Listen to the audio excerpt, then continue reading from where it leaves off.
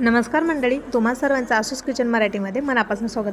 मी असं ऐकलं आहे की बटाटा, हिरवी मिरची छान कट करून घेतली. त्यानंतर एका कढईमध्ये शेंगदाणे टाकले.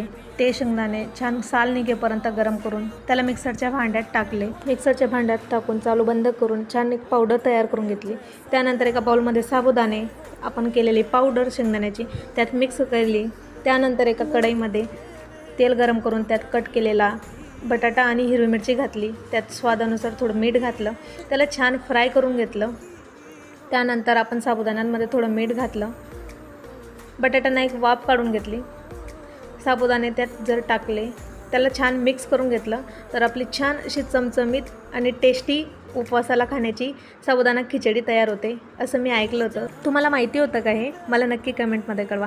छान एका प्लेटमध्ये सर्व करून घेतली. अशाच चमचमीत आणि हेल्दी रेसिपी बघण्यासाठी आसूस किचन मराठीला नक्की फॉलो करा.